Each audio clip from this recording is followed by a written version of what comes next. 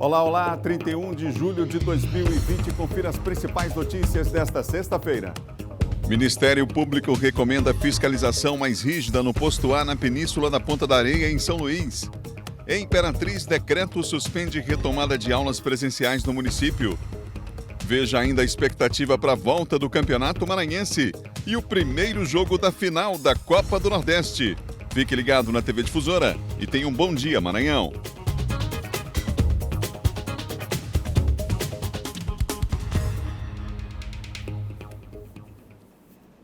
Vamos lá que sexta-feira chegou e você está ligado com a gente em todo o Maranhão, na capital e também no interior do estado. Daqui a pouquinho o Silvio Alves vai voltar para falar de segurança, trazer os principais destaques para nós. Tem ainda a participação de John Coutinho, quadro de política e muito mais. Até às 8 horas da manhã, a informação não para aqui no Bom Dia para você. Em nome de toda a nossa equipe, uma excelente sexta-feira para você que nos acompanha em todo o estado, nessa audiência que só cresce em todo o Maranhão, viu? São 7 horas e mais 1 minuto, 7:01, e nós vamos agora atualizar os números da Covid-19. O Maranhão tem a menor taxa de contaminação do país e Eduardo Ericeira está aqui para confirmar esses números, são os últimos dados divulgados. Eduardo, bom dia. Olá, Adalberto, muito bom dia a você, bom dia a todos que acompanham, bom dia Maranhão, uma ótima sexta-feira a todos. É um dado importante, Adalberto, mesmo assim a gente já chama a atenção que mesmo com esse dado super positivo, é importante que as pessoas sigam as recomendações. Às vezes a pessoa pensa assim, não, a gente tem o menor contágio, a menor taxa de contágio, então dá para baixar a guarda neste momento, não é preciso mais seguir as recomendações. Mas é de fundamental importância sim, que as pessoas continuem utilizando máscara, se possível não saiam de casa, só saiam em casos aí de extrema urgência, mantenham o distanciamento social, evitem aglomeração, higienize as mãos, aquelas recomendações sanitárias que a gente já vem divulgando desde o início da pandemia, é muito importante. Mas é um ponto positivo, é uma notícia favorável, 0,84, segundo aí um balanço, uma pesquisa que foi realizada por duas universidades importantes aqui do país, a FGV e também a PUC-Rio, universidades que fizeram essa pesquisa e apontou que o Maranhão tem a menor taxa de contágio entre os 27 estados brasileiros, com 0,84. Além do Maranhão, outros 9 estados, portanto 10 estados, têm essa curva de contágio abaixo de 1, que é o número aí considerado favorável pelos especialistas, pesquisadores. O Maranhão com 0,84, outros 9 estados, totalizando 10 estados brasileiros, com menor que 1, abaixo de 1 aí a curva de contágio. Outros 16 estados, além do Distrito Federal, portanto 17 estados brasileiros, tem a curva acima de 1 ainda, permitiu essa flexibilização da viagem, então as pessoas continuam viajando, por isso que é tão importante, mesmo aí com essas barreiras sanitárias, seguir as recomendações, porque 17 estados, segundo essa pesquisa realizada pelas universidades da FGV e a PUC-Rio, 17 estados ainda permanecem aí com a curva de contágio acima de 1, que não é favorável, é perigoso, é uma curva perigosa, segundo os pesquisadores especialistas da área da saúde. Agora, segundo os números, segundo o último boletim epidemiológico da Secretaria Estadual de Saúde, foram 18 óbitos que foram registrados nas últimas 24 horas, na verdade, que foram somados aos óbitos que já haviam sido confirmados pela Secretaria Estadual de Saúde, só que dessas 18 mortes que foram confirmadas, apenas 2 foram nas últimas 24 horas, 16 aconteceram em dias ou até semanas atrás. De qualquer forma, é um número ainda considerado bastante elevado. Se continuar com esse parâmetro de 20, 18 mortes, ontem foi 20, hoje foi 18, o Maranhão, amanhã ele já passa a marca aí dos 3.000 óbitos, lamentavelmente. Está em 2.996 óbitos confirmados. Até agora, de qualquer forma, é um dos menores números aí entre os estados brasileiros, mas a gente lamenta muito, como a gente sempre diz, toda a vida é importante e foram 2.996 pessoas que perderam a vida aqui no estado do Maranhão para essa terrível doença que é a Covid-19. O número de recuperados, número super satisfatório, número positivo, mais de 107 mil pessoas já conseguiram se recuperar, a gente já havia falado ontem, um número 11 vezes maior do que o número atualmente de casos ativos no Maranhão, então é super favorável. Mais de 107 mil pessoas já conseguiram se recuperar, o número de casos ativos atualmente é 9.161, 119.262 casos já foram confirmados até agora no estado do Maranhão desde o início da pandemia, é um dos estados que mais testa, mais de 263 mil testes já foram realizados. Nas últimas 24 horas foram 110 novos casos aqui na Ilha de São Luís, por isso que a gente chama a atenção. Novos casos continuam surgindo aqui na Grande Ilha, apesar da estabilidade na curva. 2 casos no município de Imperatriz, também que tem mantido uma curva linear, mas novos casos continuam surgindo. E 1.456 nas demais regiões, onde a situação é um pouco mais crítica nas demais regiões aqui espalhadas pelo interior do Maranhão. Adalberto, falando ainda sobre essa questão de saúde, agora sobre outro teste importantíssimo, além do teste, claro, do novo coronavírus, para se ter aí um panorama para adotar as ações de controle da pandemia, estão disponíveis aqui na capital São Luís também autotestes para quem quiser fazer a triagem para o diagnóstico do vírus HIV. Também é de extrema importância, não é isso? O serviço faz parte de um projeto piloto da Secretaria Municipal de Saúde, em parceria aí com o Ministério da Saúde. A gente fez uma reportagem a respeito deste assunto, ainda falando sobre saúde. Vamos acompanhar. O kit já está disponível em 2 centros de testagem e aconselhamento da capital. Cada pessoa pode pegar até 5 autotestes. As instruções de como fazer estão dentro da caixa. O resultado sai em até 20 minutos e a eficácia, de acordo com o próprio fabricante, é de quase 100%. Esse aqui é o mesmo teste tradicional de punção digital, que tem que furar o dedo, né, para coletar o sangue e bota na plaquinha. Então, ele é um teste extremamente confiável, tá? O resultado sai com 20 minutos e, saindo o resultado reagente, aí a pessoa precisa entender que não é um teste definitivo, precisa fazer um segundo, que é o confirmatório. Para interpretar o resultado, basta observar possíveis linhas no dispositivo do teste. Uma linha colorida dentro da janela de resultado da banda C significa resultado negativo. Em contrapartida, se aparecerem 2 linhas nas bandas C e T, o resultado será considerado positivo. Sem linha ou linha apenas no T, o resultado será inválido. O objetivo do autoteste é garantir um controle ainda maior sobre o quantitativo de pessoas que convivem com o vírus. Muita gente tem um HIV e nem sabe. Quando se tem conhecimento da sorologia e se faz o tratamento adequado, dificilmente a pessoa irá desenvolver a doença. Desde 1985, quando os números começaram a ser contabilizados, mais de 7 mil casos de AIDS já foram confirmados em São Luís. Fazendo uma análise ano a ano, desde 2016, as estatísticas de novos casos da doença vêm diminuindo na capital. Se a gente descentraliza o teste rápido, nós vamos identificar mais pessoas com HIV. Então, aumenta-se o número de pessoas com HIV porque você está testando mais. Se você já tem essas pessoas diagnosticadas, você vai tratá-las. E aí você vai reduzir o número de AIDS.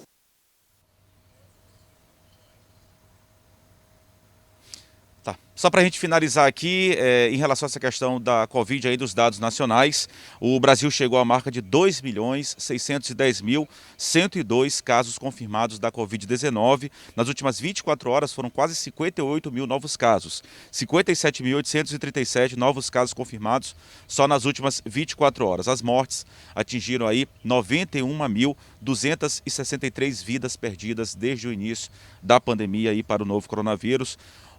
Segundo o último boletim, foram mais de 1.000 mortes só nas últimas 24 horas. 1.129 pessoas perderam a vida para a Covid-19 nas últimas 24 horas, isso em todo o país. O número de pessoas que continuam em acompanhamento médico, claro, ou no isolamento domiciliar ou então internadas, 694.744 pessoas. O número de recuperados também bem elevado, 1.824.095 pessoas já conseguiram vencer a batalha contra a Covid-19 em todo o país.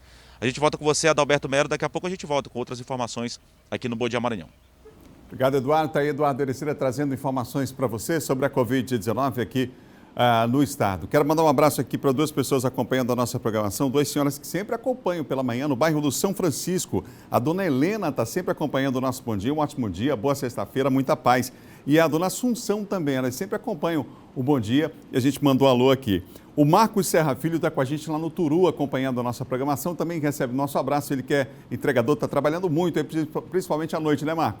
Recebendo um abraço de toda a equipe do nosso Bom Dia. São 7h09, 7h09. Em Imperatriz, as escolas privadas já estavam se preparando para a retomada de parte das aulas no sistema presencial.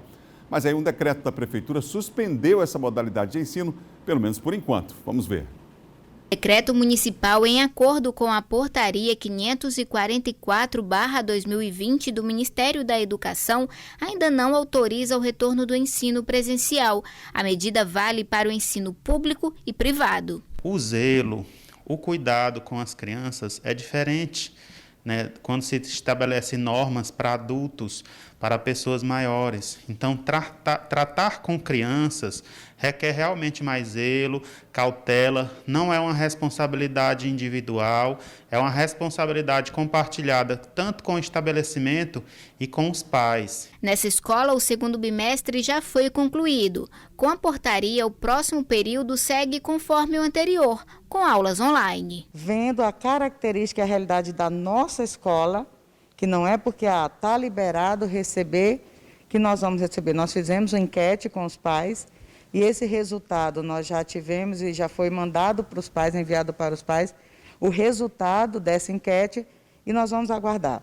Tudo faremos para que o nosso aluno tenha um aprendizado satisfatório, que esse ano não seja perdido como tantos outros falam que será. Sendo esse método o único recomendado no momento. Mas é importante observar e destacar que o município está aberto para dialogar com a classe, com os representantes das escolas particulares, do ensino fundamental e infantil, até porque devemos realmente tratar desse assunto com muito zelo, com muita cautela, com os representantes dessas instituições, estão convidados, né, para que a gente possa se reunir e tratar realmente cada ponto, porque o cuidado com crianças é diferente dos adultos.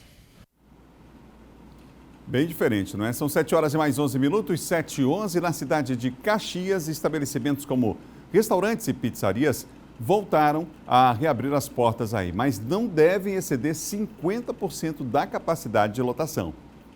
Decretos da Prefeitura de Caxias, da região do leste maranhense, autorizam a reabertura dos estabelecimentos que ainda permaneciam fechados por conta da pandemia do coronavírus. Com os decretos, passam a reabrir as portas de forma gradual a partir do dia 1º de agosto. Próximo sábado, restaurantes, pizzarias, churrascarias e lanchonetes. Mas é necessário que sejam mantidas as normas de prevenção contra a Covid-19. A medida trouxe um certo alívio para os donos desses estabelecimentos. Está achando que vai melhorar, né? Melhora porque do jeito que a gente estava ruim, né? Com o decreto de número 206, as academias de ginástica também reabrem as portas. A Auricélia é proprietária de uma delas. Relembra sobre a polêmica que envolveu a reabertura desses estabelecimentos no município. Reconhece que as medidas sanitárias devem ser cumpridas pelos proprietários como pelos usuários. E estão cientes de todas as normas agora, como o uso de máscara durante o treino, sempre está fazendo a higienização do aparelho antes e depois. E a nossa expectativa está ótima para o nosso retorno na segunda-feira. Sobre a reabertura dos estabelecimentos que estavam fechados, a Vigilância Sanitária alerta que, em caso de abuso contra as regras sanitárias, medidas serão tomadas. Restaurantes e lanchonetes só podem funcionar com 50% da sua capacidade, né? As academias têm que exigir a máscara durante todo o treino, tem que ser horário agendado. Readaptação, né? Palavra-chave é readaptação, essa não tem jeito. A Prefeitura de Caxias lembra que esse decreto não se aplica a clubes ou balneários e para os casos em que as empresas possuam atividades secundárias como bares, essas atividades, atenção, ficam suspensas. Confira agora o nosso giro de notícias. No Dia Mundial de Enfrentamento ao Tráfico de Pessoas, lembrado nesta quinta-feira, o Ministério Público do Trabalho destacou que o Maranhão continua sendo o maior fornecedor de mão de obra escrava do Brasil. Segundo dados do Observatório Digital do Trabalho Escravo, 22% dos trabalhadores encontrados em situação análoga à escravidão no Brasil são maranhenses. A Universidade Federal do Maranhão divulgou o calendário acadêmico para a retomada das aulas. O retorno está marcado para o dia 14 de setembro, após 6 meses de paralisação das atividades por conta da pandemia de Covid-19. A retomada das aulas será realizada por meio de ensino emergencial remoto ou híbrido. Nesta semana, um edital foi lançado pela instituição para os alunos receberem tablets e chips para as aulas à distância. O Instituto Nacional do Seguro Social publicou portaria que adia para o próximo dia 24 a reabertura gradual de suas agências físicas em todo o país devido à pandemia do novo coronavírus. A portaria 36 resulta de decisão conjunta da Secretaria Especial de Previdência e Trabalho do Ministério da Economia e do INSS. O retorno das atividades presenciais estava previsto para a próxima segunda-feira.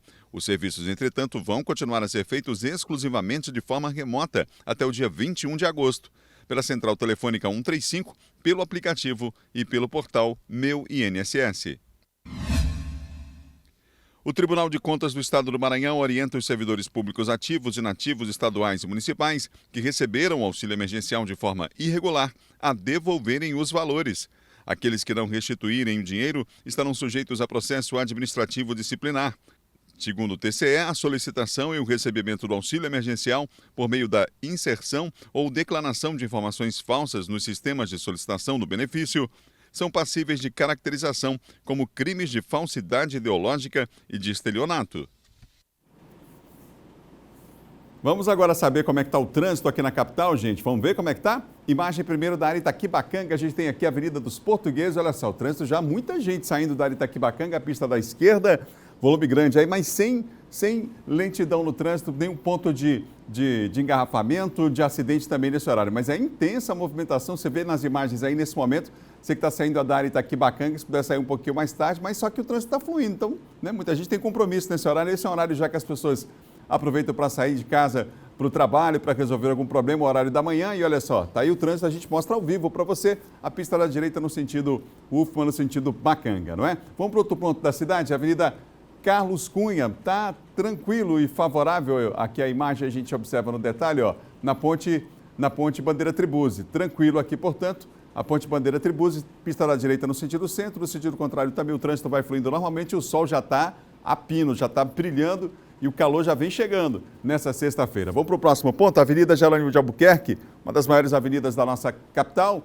Aí é na altura do bairro do Bequimão, no antigo Roque Santeiro, essa câmera colocada, a pista da esquerda, veículos que saem do Angelim, vêm se deslocando aqui para a área da Coama, para o centro da cidade também.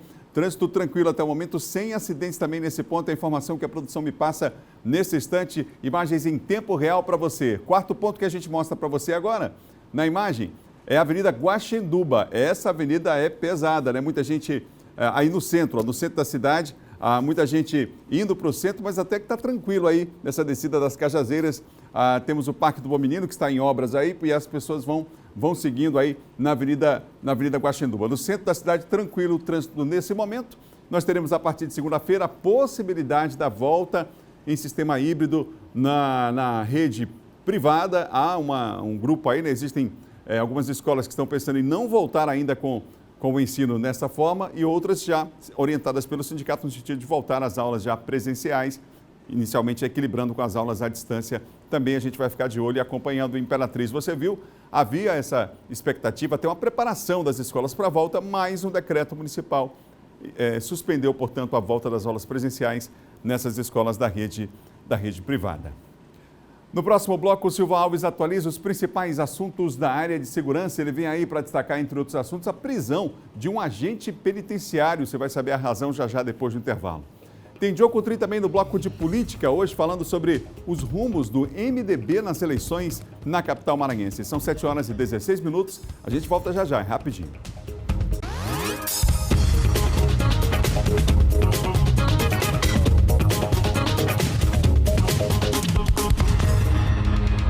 São 7h21, 7h21, e você ligado aqui no Bom Dia Maranhão, vai participando lá. Daqui a pouquinho a gente vai registrar o bairro que você está, a cidade que você acompanha, o nosso Bom Dia Maranhão nas nossas plataformas digitais. Estamos de volta agora para falar sobre segurança.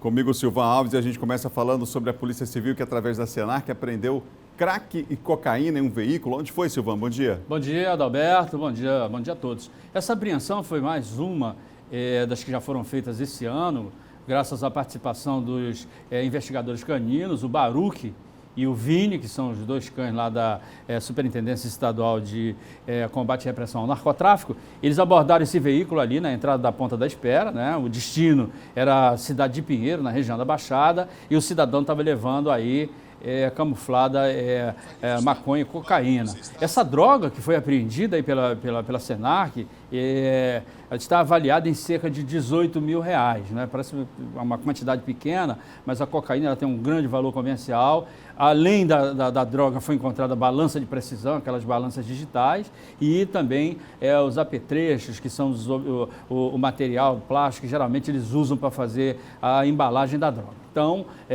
o condutor do veículo, no caso de 25 anos, ele recebeu voz de prisão em flagrante, foi levado para a sede da Senarc, onde ele foi autuado por tráfico de drogas. Silvão, um agente penitenciário foi preso, qual foi a razão? Olha, o Gésio, ele acabou sendo preso por força de um mandado de prisão preventiva decretado pela Justiça. Havia uma investigação da Polícia Civil através da Superintendência Estadual de Combate à Corrupção que investigava o envolvimento dele com facções criminosas. Inclusive, de acordo com a investigação, ele se associou a um determinado líder de uma facção criminosa numa das unidades prisionais lá de Pedrinha e ele facilitava a entrada de droga. Essa droga era comercializada para os outros detentos e aí ele aferia os lucros financeiros juntamente com o líder da facção, recebia mimos como gratificação, como armas, aparelho de telefone celular, né, que ele recebia. Além da prisão dele, que foi efetuada, os policiais fizeram busca e apreensão na casa dele, onde apreenderam vários aparelhos de telefone celular, vários objetos. Há também ainda, no andamento da investigação, a possibilidade de envolvimento de outras pessoas que também trabalham lá no sistema prisional, que estariam associados a esses criminosos. Um agente temporário desse aí, que é um contratado, ele ganha algo em torno de R$3.500 como salário. É lamentável que alguns acabam se envolvendo com... Sim, se deixam envolver. Com essas facções, né, Silvan? É verdade. Obrigado, Silvan. Até amanhã. Okay. Bom final de semana, Bom final de semana para você, para todos. Final de semana onde? Final de semana em casa. Em casa, tá certo, Silvan. Um abraço, Silvan. Valeu, gente. Bom dia. Nosso Silvan Alves, que apresenta todos os dias aqui, de segunda a sexta, o Bandeira 2 na TV Difusora. São 7h24. Um abraço para o Rodolfo Guimarães Marques com a gente em Coroatá. A Maria Débora está com a gente, o Fernando Amorim, o Carlos Alves está com a gente também, mandando um abraço para toda a equipe aqui do Bom Dia. Olha, a Prefeitura de São Luís entregou ontem uma obra esperada há mais de 2 décadas pela comunidade do Coroadinho, a reforma do mercado do bairro. O prédio foi totalmente reconstruído. O espaço recebeu elementos para facilitar o acesso de pessoas com deficiência, além de iluminação e ventilação natural. Foi todo um processo de planejamento, né? Fizemos aqui desde a fundação, não deu para aproveitar nada. Para a população ter ideia da obra, nós cravamos estacas aqui com 18 metros de profundidade. Foram mais de 800 metros de estacas aqui no Coroadinho para chegar no solo firme. O novo mercado do Coroadinho tem capacidade para 112 feirantes, que passaram a ter condições mais adequadas para a venda de alimentos. Aqui você tem aspectos sociais e aspectos do empreendedorismo sendo contemplados, né? Porque o feirante tem a oportunidade de comercializar seu produto com segurança, com qualidade, e a população tem também a possibilidade de frequentar um espaço seguro, um espaço com as condições para aquele produto que ela está comprando, né? Condições de qualidade e de saúde pública. O prefeito de São Luís, Edivaldo Holanda Júnior, fez a entrega da obra, que faz parte de um conjunto de ações também desenvolvidas em outros mercados da capital. É o programa São Luís em Obras, que nós temos aí muitas ações espalhadas em toda a cidade. São cerca de 10 mercados que nós estamos reconstruindo, e o mercado do Coroadinho é a nossa primeira entrega deste conjunto de mercados que nós estamos reconstruindo e devolvendo para a cidade de São Luís. Então é um momento muito feliz, de bastante alegria para a nossa gestão e também para os feirantes e para a comunidade. Construído em 1985, o mercado não passava por reformas há mais de 20 anos. Quem trabalha no local reconhece as melhorias. Hoje recebemos essa obra maravilhosa, mercado padronizado, foi tudo demolido, reconstruído. Estamos muito felizes, coração pulando de alegria, graças a Deus.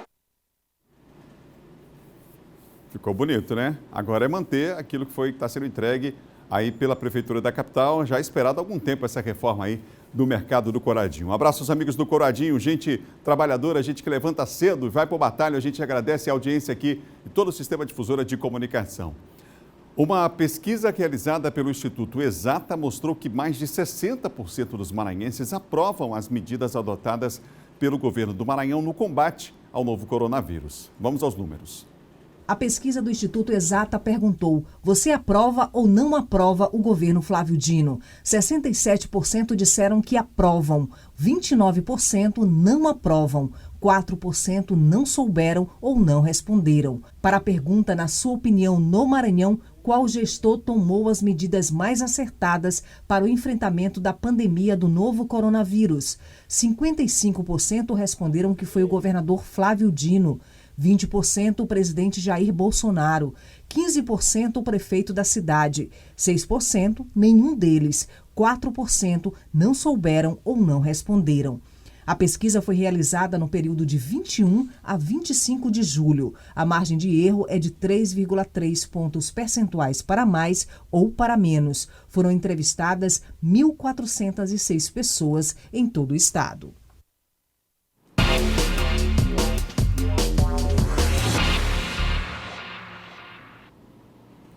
Comigo nessa manhã aqui no Bom Dia, John Coutinho, nosso colunista de política. John, bom dia para você. Bom dia, Adalberto. Bom dia a todos. John, vamos começar atualizando as pessoas em relação à saúde do presidente Jair Bolsonaro. Claro que é uma atenção especial, não poderia ser diferente. Que informações você tem dessa manhã sobre o estado de saúde do presidente, John? Bom, o presidente ontem ele foi ao Hospital das Forças Armadas, Adalberto, e foi detectado nos exames porque ele sentiu uma fraqueza, né? Ele disse que tinha sentido uma fraqueza e foi detectada uma infecção no pulmão, do presidente Jair Bolsonaro. Ontem ele esteve, inclusive, também nas cidades do Nordeste, Piauí, aqui do Nordeste, Piauí, e na Bahia. Mas antes de ir, ele fez esses exames que detectaram uma infecção. Os médicos não sabem ainda dizer, Adalberto, se tem alguma relação com o coronavírus, porque não é uma infecção grave ainda, né? É uma leve infecção no pulmão, mas que requer medicamentos, requer o presidente tomar antibióticos. Então, ele foi medicado, está tomando antibióticos para essa infecção no pulmão, sempre lembrando que a esposa dele, a primeira-dama, Michele Bolsonaro, também testou positivo ontem, foi confirmado. E ele hoje, ainda assim, Adalberto, com essa infecção no pulmão, ele cumpre a agenda no Rio Grande do Sul, em Bagé.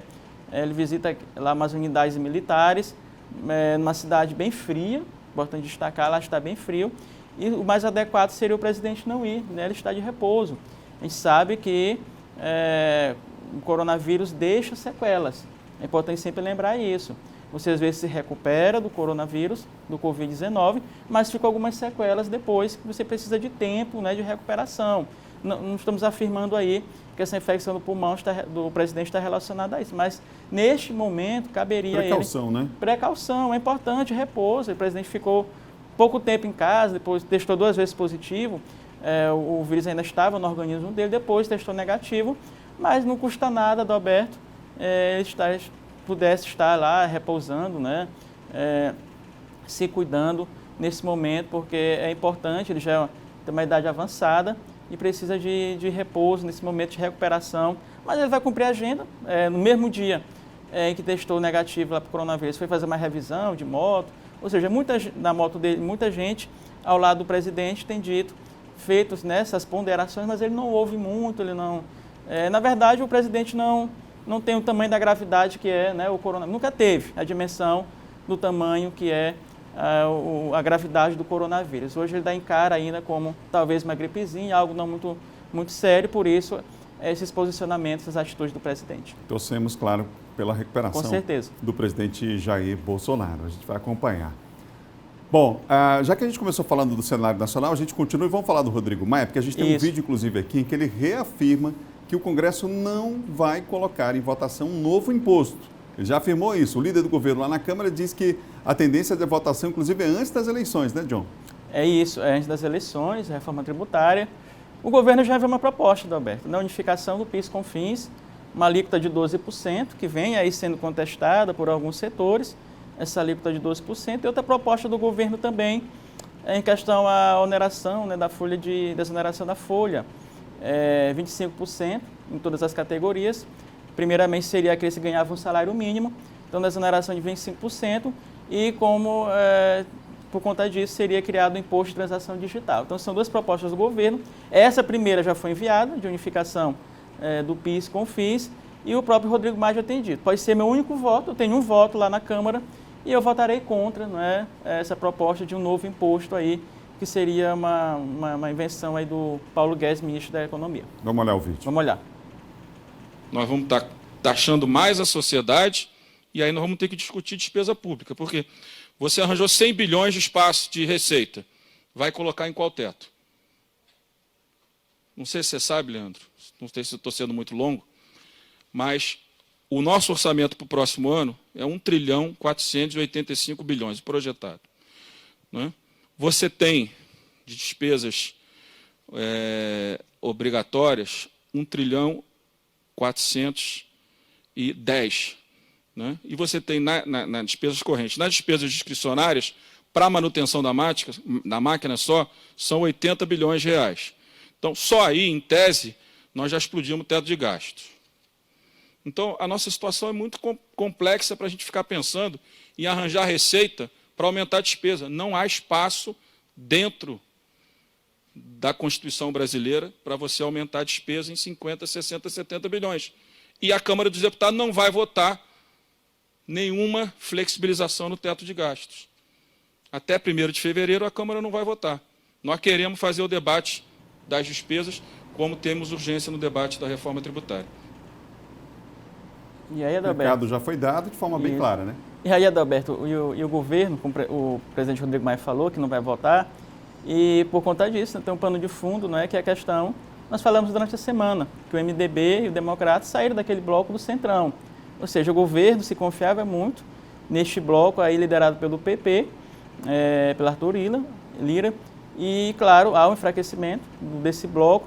Outros partidos também já podem até sair, se unir ao MDB e ao Democratas, e aí, claro, o governo tem essa força toda hoje, né, só com os votos, talvez com esses votos desses partidos que formam esse bloco, para aprovar a reforma tributária. Por isso que o Rodrigo Maia fala de forma categórica, não passará na Câmara.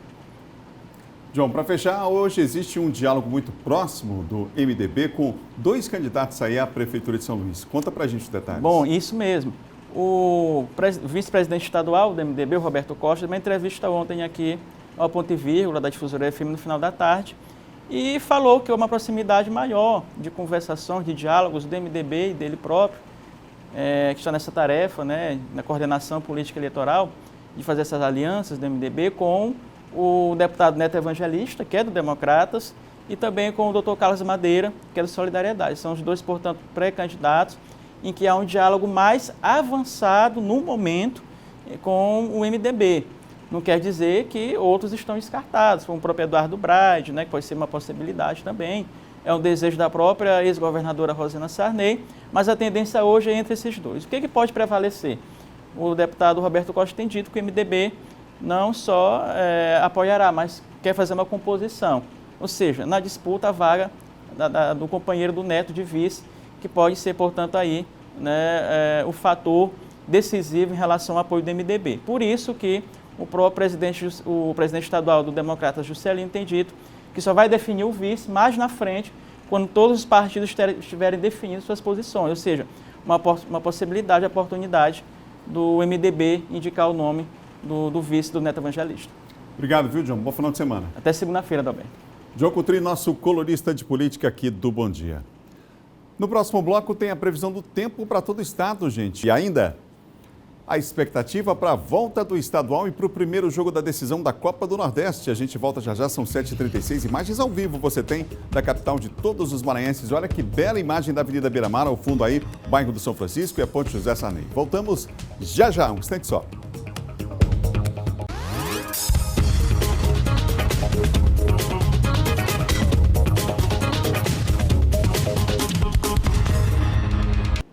São 7h39, de volta ao Bom Dia Maranhão, nessa sexta-feira para você ligado em todo o estado. A gente já vai registrar aqui as pessoas que estão participando pelo nosso Facebook, pelas nossas plataformas digitais. Aproveita, vai lá, compartilha com os amigos e diz qual bairro que você está acompanhando a nossa programação em São Luís e a cidade do interior do estado. Sábado amanhã, a Secretaria de Estado da Educação realiza a 2ª live do Terceirão Não Tira Férias. Mais detalhes com o Eduardo Ericeira. Eduardo, pessoal aí que está se preparando aí para para o Enem, não é? Naturalmente tem aquele final de semana para pegar uma live e dar uma relaxada. Mas nesse caso nem assim não, é live para estudar, não é isso? Com certeza, né, Adalberto? É destinado aí para os alunos do terceiro ano do ensino médio, esse projeto Terceirão que não tira férias, né? Terceirão não tira férias é o nome aí correto do projeto. Ele já vem sendo desenvolvido há alguns anos aí pelo governo do estado, por meio, claro, da Secretaria Estadual de Educação. Neste ano teve que se adaptar por conta da pandemia provocada pelo novo coronavírus e várias ações, medidas estão sendo adotadas para tentar minimizar os impactos negativos que foi aí trazido em várias áreas, foram trazidos esses impactos negativos em várias áreas, na educação não foi diferente, então, portanto, o projeto Terceirão não tira férias, ele continua mantido aí, acontecendo aqui no estado do Maranhão, só que de forma remota, claro, por meio da transmissão de lives, que é uma forma que vem sendo encontrada aí para esse tipo de trabalho, para esse tipo de ação ser desenvolvida. As aulas estão sendo aí transmitidas pelo YouTube, como você disse aí, Adalberto, a gente lembra aqui, pela internet, já vem acontecendo aí há alguns sábados, dessa vez a aula será de redação, tema super importante, dicas de redação, tratar também sobre temas, vale muito a pena os alunos do terceiro ano e do ensino médio poder acompanhar essas lives. Além disso, claro, todas as áreas de conhecimento estão sendo aí abrangidas nessas lives que estão sendo realizadas, destinadas aos alunos do terceiro ano. Vai ser especificamente agora a questão de redação, mas vários outros temas já estão sendo debatidos e ainda serão debatidos como forma de melhor preparar os alunos da rede pública, do terceiro ano da rede pública estadual aqui do Maranhão. Além da questão de redação, claro, do tema redação, da disciplina redação, também serão tratadas áreas de ciência da natureza e suas tecnologias, códigos e suas tecnologias e matemática e suas tecnologias. A gente lembra que o Terceirão não tira férias é apenas uma ação que vem sendo desenvolvida na área da educação, são várias outras, a exemplo aí da entrega de apostilas também, que serão entregues para todos os alunos matriculados na rede pública de ensino aqui do estado do Maranhão, que estão matriculados, além das lives, eles também terão acesso às apostilas com questionamentos e também com as respostas, que é um método também para que os alunos possam melhor se preparar para o Enem 2020. Por conta da pandemia teve que acontecer essa adaptação. E além dessa questão das apostilas, das lives que estão sendo feitas, aí das aulas online, também a entrega de chips. A gente lembra, os chips já chegaram, inclusive, ontem, aqui no estado do Maranhão, são mais de 90 mil chips que serão entregues também para os alunos matriculados da rede pública estadual de ensino, que terão acesso a esses chips aí com vários conteúdos. A gente sabe que tem muito problema ainda com a internet, então por conta disso, essas apostilas, esses chips com internet, eles vão ser disponibilizados principalmente para aqueles alunos com dificuldade de internet. A gente sabe que a internet hoje não cobre todo o país, infelizmente, principalmente naquelas regiões mais distantes. Então essa questão das apostilas e desses chips que serão entregues também pela Secretaria Estadual de Educação, é mais o programa aí do governo do estado, vai ajudar e muito aquelas pessoas que não têm um acesso com a internet com tanta qualidade espalhadas aí pelo estado do Maranhão. O estado é grande, muito grande, tem gente que não tem uma internet de qualidade, então, portanto, essas apostilas e esses chips vão auxiliar na preparação desses alunos também que já estão no terceiro ano do ensino médio, que vão encarar o Exame Nacional do Ensino Médio, o Enem. São várias ações, então, que estão sendo disponibilizadas para melhor preparar os alunos do terceiro ano aqui da rede pública do estado do Maranhão. A gente volta com você, Adalberto Melo, desejando uma ótima sexta-feira para você, a todos que acompanham o Bom Dia Maranhão, e um bom fim de semana. E para você, Eduardo, a gente deseja um ótimo mês de agosto. Vai estar de férias, um descanso merecido, bom pit stop aí para você. Boas férias. Tá aí o Eduardo Ericeira, tá de férias a partir de segunda-feira, por isso esse sorrisão aí também do nosso Eduardo, né? Merece. São 7 horas e 43 minutos. A pergunta que eu faço para você agora é: será que vai chover, hein? O Lígia Santos, que está com a gente aí no bairro do Coradinho, está dizendo que gostou da reforma lá do mercado do Coradinho, né? A Lígia Santos que mora lá. Luciana do Recanto dos Pássaros também, a produção me lembra aqui para mandar um alô para a Luciana. Um abraço, Luciana. Josinaldo Matos também está com a gente acompanhando. E lá em Brasília tem ainda o Manuel Filho acompanhando o nosso programa. Eu fiz a pergunta se vai chover, você já olhou aqui na tela a temperatura de 3 cidades. E São Luís hoje céu parcialmente nublado, possibilidade de chuva sim, mas uma chuva isolada. Mínima em São Luís 25, a máxima 32. Você já viu nas imagens ao vivo do Bom Dia que o sol já está brilhando forte, né? Lá em Imperatriz, um abraço aos amigos em Imperatriz. Alô, Paulo Negrão. Imperatriz hoje com céu parcialmente nublado, hein? Baixa probabilidade de chuva, mínima de 20, máxima de 36 graus. Mas está quente aí, hein? Amanhã tem jogo aí pelo Campeonato Maranhense, já a gente fala de futebol.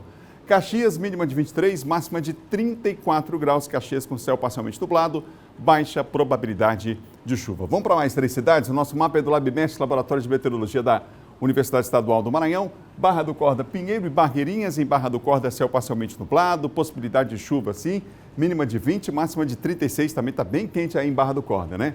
Pinheiro, tão quente quanto, com céu parcialmente nublado, possibilidade de chuva isolada. A mínima é 23, um abraço aos amigos aí que gostam de uma piabinha frita, rapaz, com uma farinhazinha, é bom demais, né? Aí em Pinheiro, na Baixada Maranhense. Em Barreirinhas, o Marcos já está fazendo sinal aqui que gosta. Em Barreirinhas, lá no Portal dos Lençóis, muita gente nas pousadas, tomando o café da manhã e acompanhando a programação aqui do Bom Dia, mínima de 23, máxima de 33. Você que vai para as Lagoas aí em Barreirinhas, já temos o parque aí aberto, né? Claro que com algumas restrições, a cidade está funcionando aí, os hotéis, as pousadas, com algumas restrições, eu repito, mas por lá céu parcialmente nublado, com possibilidade de chuva, mas uma chuva isolada, tá bom? Então, tudo de bom para você que acompanha a gente na capital e também no interior do estado. Gente, agora é hora de falar de futebol.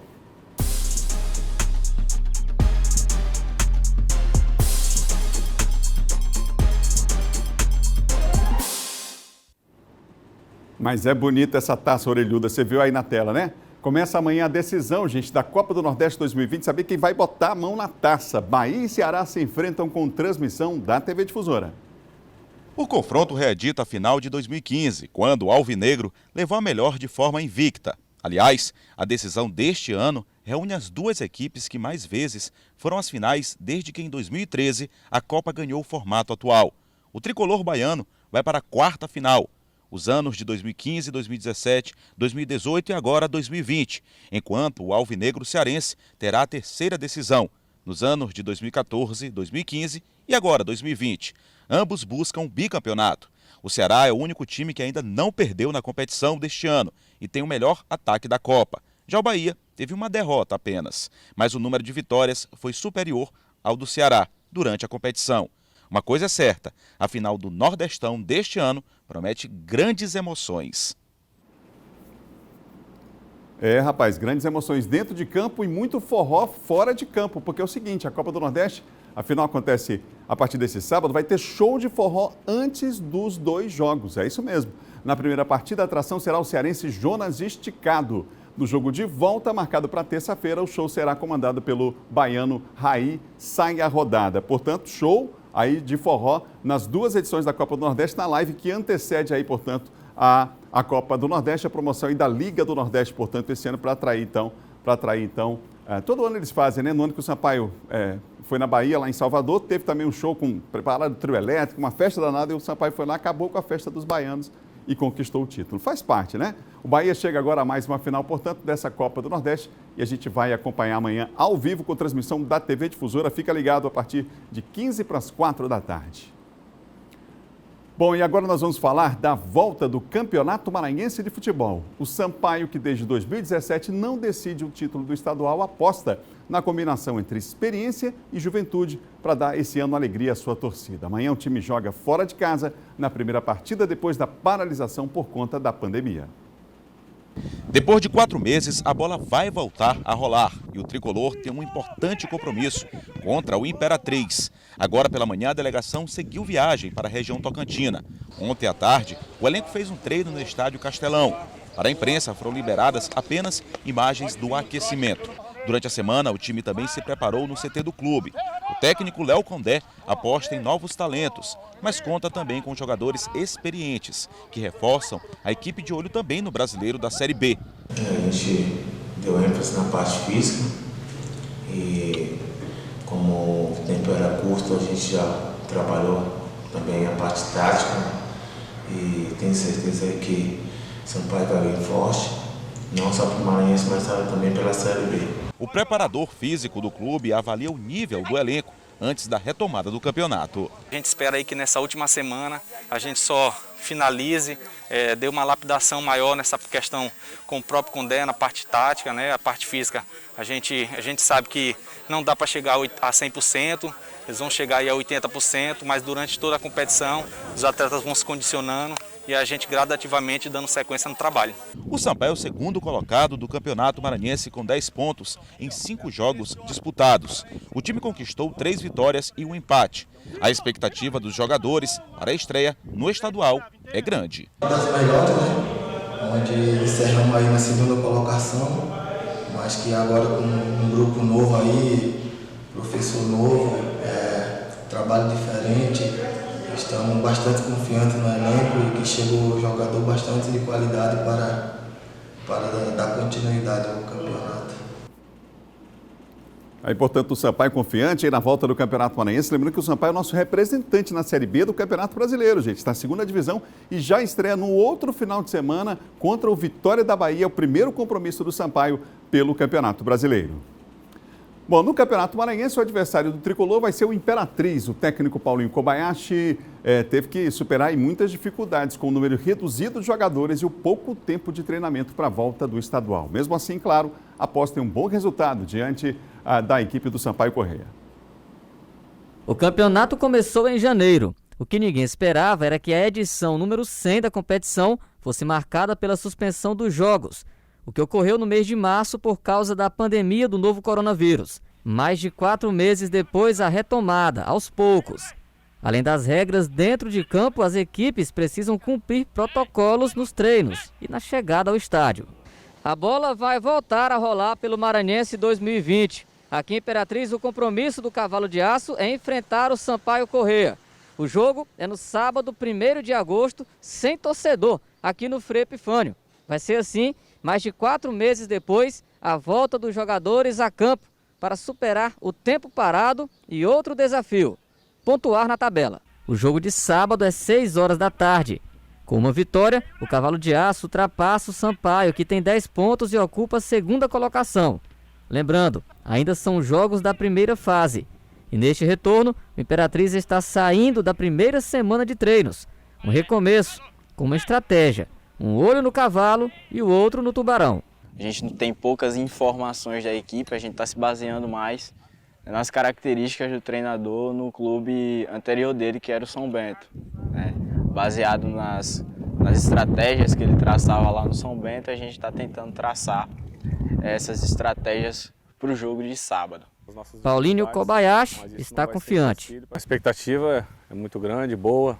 O que nós estamos vendo dos atletas, o empenho, estão se empenhando bastante, estão procurando aperfeiçoar cada dia mais. Eu tenho certeza que na estreia nossa equipe vai conseguir fazer um bom jogo. Lógico, temos as nossas dificuldades, mas isso não vai ser empecilho para que os nossos objetivos sejam alcançados. O treino no estádio foi com portões fechados, mas torcedor que é torcedor sempre encontra uma brechinha.